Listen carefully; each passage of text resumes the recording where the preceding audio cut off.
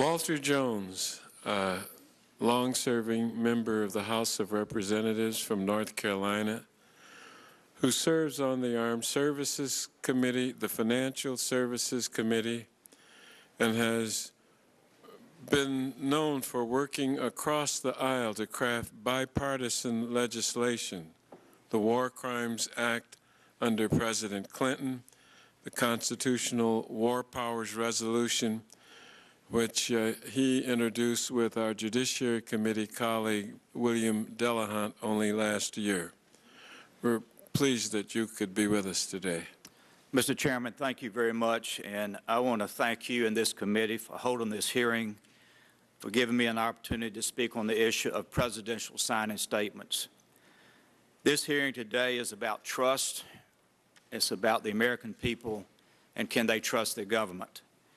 Just as the American people have access to the text of bills that are signed into law, they should have easy and prompt access to the content of presidential signing statements that could affect how those laws will be executed.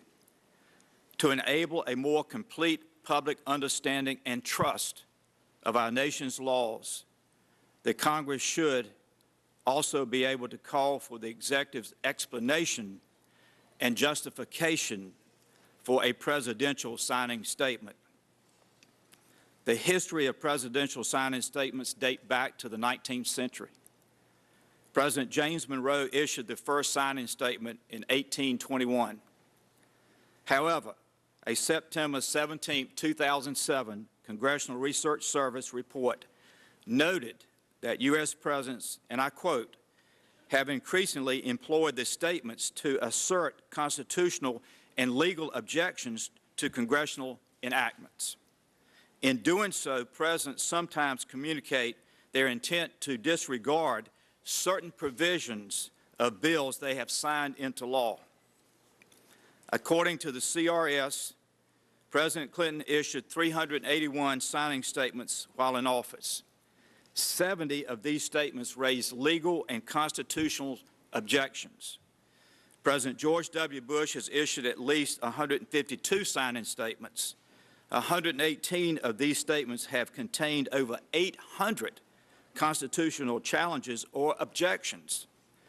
According to the American Bar Association, and I quote, from the inception of the Republic until the year 2000, presidents have produced signing statements containing fewer than 600 challenges to bills they signed. That tells a great deal. I continue. Because future presidents are likely to continue this practice, Congress should act now to pass legislation to ensure proper understanding and disclosure of these signing statements. To address this issue, I have introduced H.R. 5993, the Presidential Signing Statement Act, which would, first, require the President to provide copies of signing statements to congressional leadership within 3 days of being issued. Second, requires signing statements to be published in the Federal Register. Third, require executive staff to testify on the meaning and justification for presidential signing statements at the request of the House or the Senate Judiciary Committee. And fourth and last, provide that no monies may be used to implement any law accompanied by a signing statement if any provision of the Act is violated. This bill directly addresses the recommendation of the American Bar Association Task Force on Presidential Signing Statements. Mr. Chairman, I would like to submit a copy of the ABA report for the record. Without objection, so ordered. Because it is critical that we preserve the division of power in our government and public understanding of our nation's laws, I hope this committee will seriously consider the merits of H.R. 5993. In closing, let me express my appreciation for Senator McCain's pledge to never use signing statements if elected. I hope that Senator Obama and candidate Bob Barr each will say the same thing, that they will not issue signing statements should they be elected President of the United States. Mr. Chairman, we must rebuild public trust. The public trust in Congress and the White House is at an all-time low. This hearing and the passage of legislation like H.R. 5993 and other legislation, I believe, will help to rebuild the public's trust.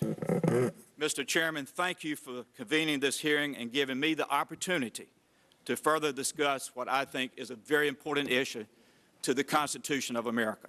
Thank you, sir. I thank you and all of our congressional colleagues who constitute Panel 1.